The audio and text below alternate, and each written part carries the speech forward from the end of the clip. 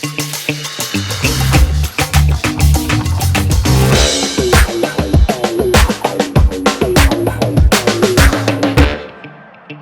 will the new year hold for gold? Joining me today is Mike McGlone, senior commodity strategist for Bloomberg Intelligence. Mike, welcome back to the show. Thanks for having me back. So we're talking 2019 and gold. Last time we spoke was perhaps in the summer, and you said, gold had seen its lows for the year, and we have not retested those lows. So where do we go from here now? Well, that's more the short term. To me, the big picture for gold I find very disconcerting, meaning I'm fearful how much it could go up. It looks to me like natural gas, meaning gold is compressed in the narrowest range for the last 2 years, maybe 36 months since 19. You have to go back to 1900. It's about almost 20 years. So I'm sorry, 20 years or so. It's very compressed, and yet a lot of the drivers are turning positive. The volatility stock market's turning up from the lowest ever. The annualized measure of VIX volatility just is increasing. And the dollar's had a substantially strong year. The trade-weighted broad dollar is the best performing major asset classes on the planet this year. It's up 8% this year. Yet gold is trickling, it's up down 6%. To me, I see a sign of divergent strength.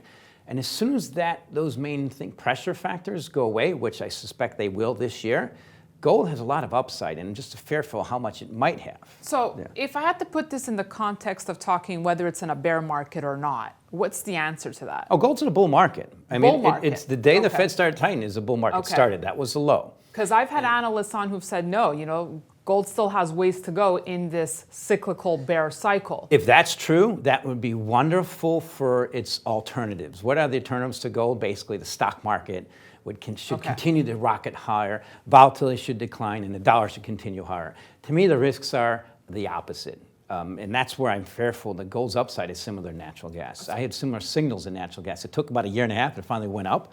And that's what I see in gold. The key thing is, bottom line, everybody knows that dollar has to stop rallying. Dollar has to stop rallying. Yeah. So where do you see oil headed?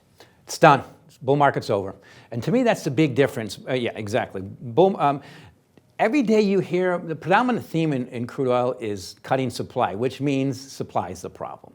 Globally, the U.S., the main producers, OPEC, Russia, and you have to cut supply for crude oil to go up. But I think the overall bull market's over. It's stuck. WTI 48 to 50 is pretty good support. First good resistance is near 60. It should range trade for a while, but to really get crude oil to sustain higher, you need some form of sustained geopolitical events, which I can't predict. Overall, it's oversupplied, and that to me is where technology comes in, and it's where metals are key.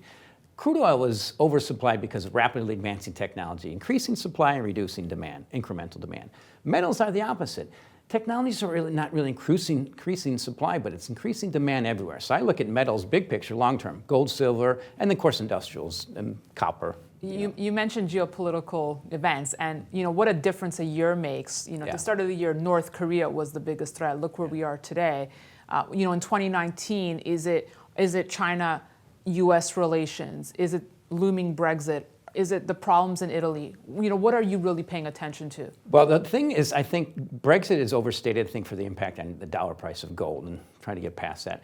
U.S.-China trade sanctions probably reached the apex in the height of that. I think we're going back to more mean reversion. China's coming back a little bit. U.S. is coming back a little bit, and everybody gets it. But from what I sense in that trade tension is the rest of the world is really appreciating what Trump is doing. They might not like his methods, but they steal intellectual property indiscriminately, and that needs to stop. That's coming back. But to me, the bottom line for metals is the dollar. Copper looks really good. Copper looks attractive. It's had a pretty significant correction in a bull market, and it's all kind of waiting on that dollar. And the dollar is going to be predicated on if the U.S. stock market can stop outperforming the world and the Fed stop tightening, which I think is going to happen. What about the fact that this will be the third year in Trump's presidential cycle here before the election? So they will want to really create the image of robust growth and have a strong economy here. So how would that, I know you talked the dollar, but how would that weigh on gold? Well, I think it's already fading. We've already had a pretty substantial rally and boost from the Trump bump. Yet the stock market is way overdone. Versus the rest of the world, the U.S. stock market is one of the most extremes it's been in 20 to 30 years if you wait versus most other stock markets. The Fed's already kind of picked up on that. Yeah. And all the signals are turning somewhat the other way. You look at crude oil's collapsing. The stock market's declining. Bond yields are starting to go down. All these signals are the Fed should stop tightening means that we're kind of plateauing and maybe the rest of the world will catch up. But from a broad commodity standpoint, the key factor here is the dollar. The U.S. dollar has advanced rapidly this year. That's got to stop, and I think we're in the process of doing that. So, Mike, if I had to ask you to pick your breakout commodity star for 2019, what's it going to be? I knew you were going to ask me that, and I was afraid you were, but I have to focus more on the metals in the sector, particularly if my view of the dollar is peaking with the U.S. stock market and Fed tightening. The metals should be the best performers, gold, silver in there, and ags are the key outliner, because one key factor for the ags is they're so beat up, especially grains, and they've been the epicenter of this trade fight. They have a lot of potential to pop. And what about palladium? Palladium is, I have to admit, is one I have to be careful with, because I didn't think it would get this high. I kind of look at it. I don't think a lot of people did. Exactly. So. I look at it, it's a bit of a bubble, Yeah. but you can't fade it, but I'm looking for the rest of the precious metals to catch up. Hope for silver? Oh, of course. If gold goes up, we all know leveraged gold, silver should go up. Question's how much. And silver, as everybody, most of your other announcers point out, your guests, it's way oversold, a lot of excess shorts, close to maximum lack of faith. Silver with gold, it should potentially and more. production?